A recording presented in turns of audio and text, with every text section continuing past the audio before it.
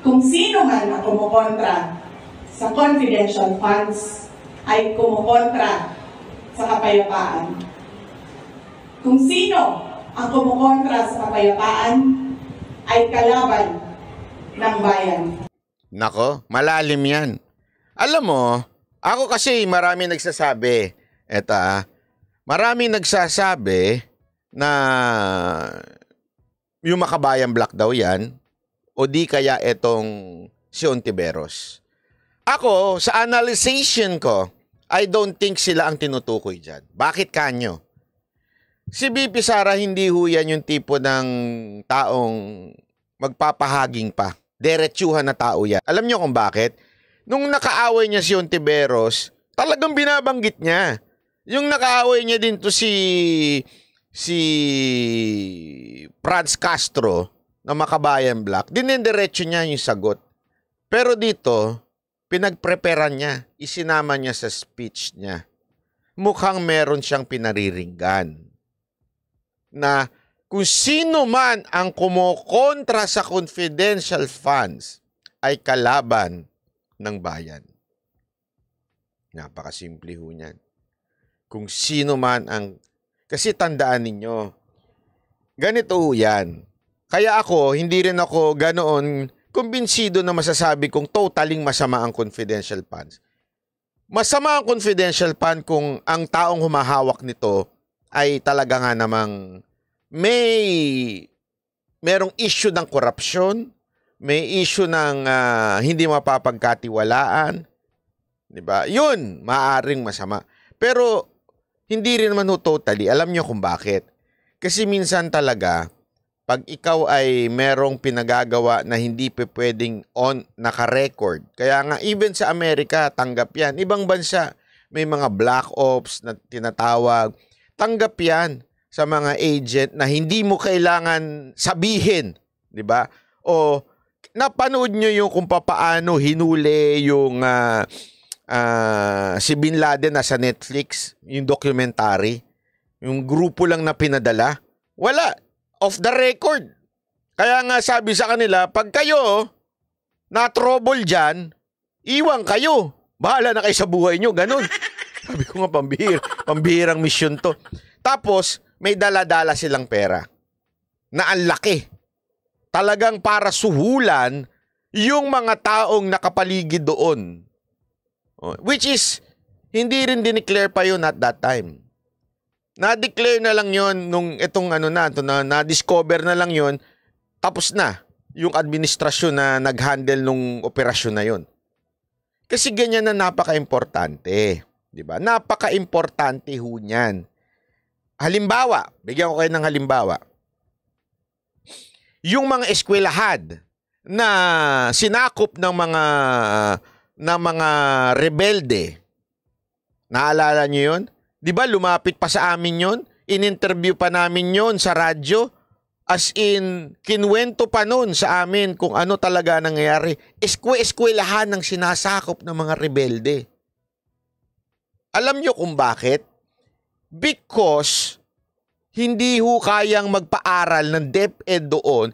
Kaya yung mga lumad natin na kababayan doon, yung mga IP natin, no choice sila kung hindi mag-enroll doon. Kaya nga maraming sasabihin na iba, bakit noon wala namang confidential? Yun na nga, bakit noon walang confidential fund? Kaya tuloy, ang daling ma-penetrate ng mga rebelde. Kasi alam nyo, ganito ho yan Bigyan ko kayo ng halimbawa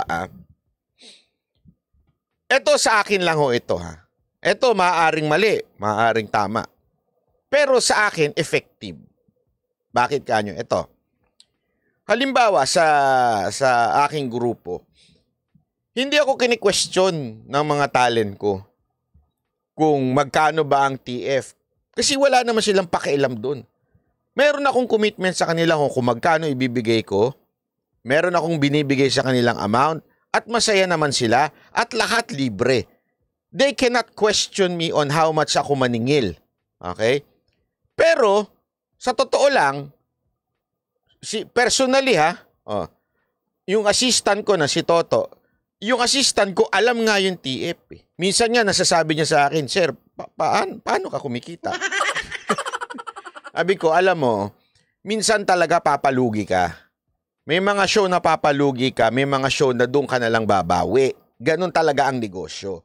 Kaya nga, hindi pa pwedeng questionin ako sa lahat ng budget na papasok sa akin. Sa akin, simple lang eh. Kung hindi ka na masaya, umalis ka na. Ganon lang, simple. Bakit? Sisiguro din ko masaya ka eh. Lahat ng perks, lahat ng gastos, sisiguraduhin kong masaya ka. Pero kung questionin mo ako sa budget na hahawakan ko, eh bay lumayas ka na lang. Ngayon sasabihin nung iba, iba naman kasi yan, Banat Bay, hindi yan pera ng taong bayan. Yan ay private entity o private company. Iba yan pera ng taong bayan. Iba ho yung pera ng taong bayan. Kaya nga, ganito ho yan. Napakasimpleng logic ho yan. Kaya napaka-importante ng kung sino ang iboboto natin. Kasi ipagkakatiwala natin doon ang pera ng taong bayan. Naintindihan natin? Tanungin ko kayo, mga kapatid, mga kaibigan, mga plastic na mga kongresista. Tinanggalan nyo ng budget si VP Sara Duterte because hindi niya maipaliwanag at hindi niya ipapaliwanag sa inyo kung saan niya ginamit? Tanungin ko kayo, mga kongresistang plastic dyan. Yung budget na natatanggap ninyo, yung proyekto ninyo, kayo ho ba ipinaliwanag nyo? Hindi pa confidential funds yan, pero hindi nyo pinapaliwanag. Nagtitiwala na lang sa inyo ang mga constituent ninyo na gagamitin nyo sa tama yon. Pero hindi nyo may paliwanag yon. Di ba? Tanungin ko kayo, sino sa atin dito? Ha? Sino sa atin dito ang alam kung magkano ang ginagastos ng kongresista sa distrito ninyo? At kung magkano ang perang napupunta sa kanya? At magkano ang mga project allotted sa kanya at ginastos niya? Sige nga ho, I challenge you. Kasi, alam mo, dito ang medyo nagiinit ang puwet ko sa mga lintik na mga congressman na ito eh. Akala mo ang lilinis, pero hindi nyo nga maipaliwanag kung saan napupunta yung pera o yung proyekto na sinasabi ninyo, flood project na puro baha naman. Di ba? Tapos sasabihin ninyo, eto kasi ni mapaliwanag ni VP Sara Duterte. Sandali lang ho. Kasi simula pa lang.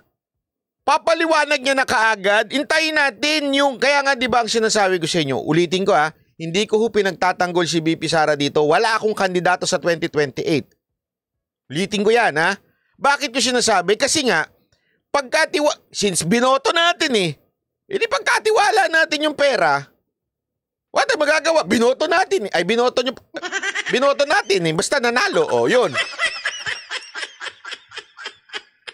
Di ba? O, antayin natin na magkaroon ng resulta after nilang, hinihingi nyo na yung resulta. Gusto ninyo agad-agad. Kaya nga napaka-plastic You know why? Itong mga congressman na ito, mga punyeta kayo, tanong kayo ng tanong ng budget kung saan napunta itong kay VP Sara, pero hindi nyo naman tinatanong yung sa presidente. Oh, bakit? Takot kayo. Diba? Bakit? Pinsan Insan ko yun Insan ko yun.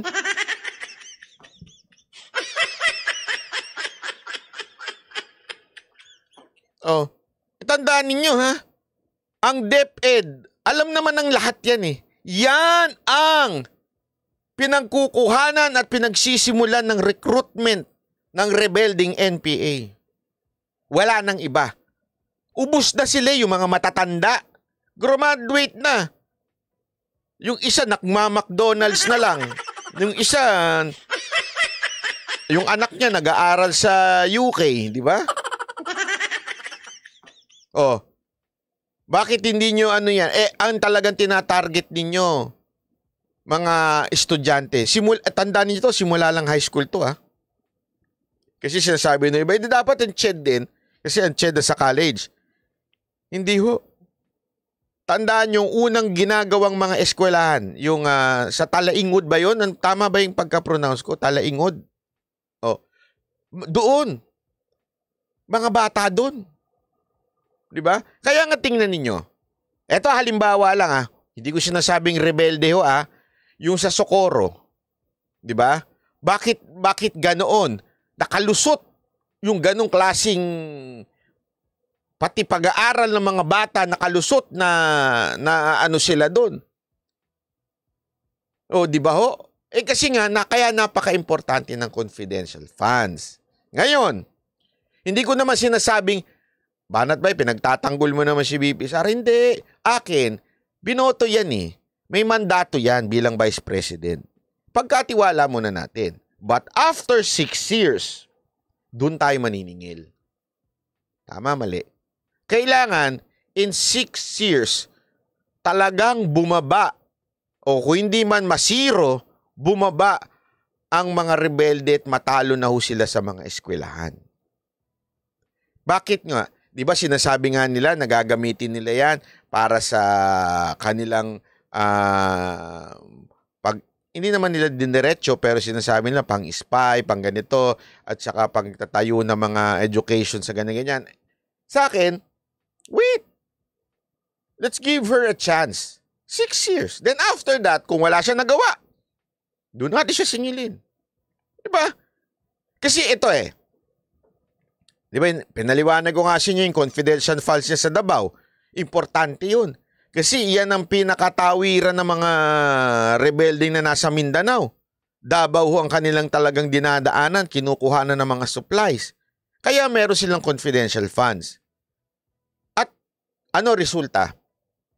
Sa Mindanao, eto walang biro ito Hindi ko naman sinisiraan yung ibang mga lugar sa Mindanao. Maraming magagandang lugar sa Mindanao, in fairness. Pero, isa sa mga masasabi kong napakamapayapa at takot ang mga rebelding maghasik ng lagim sa Davao. Although, hindi naman perpekto. Nagagawa pa rin po nila yon. Kasi nga, sabi ko nga sa inyo, hindi naman perpekto. Walang perpektong gobyerno. Pero, ang importante, nagagawa ho nila yon. Kaya nga mapayapa ang Davao. Compared sa ibang mga cities ng Mindanao.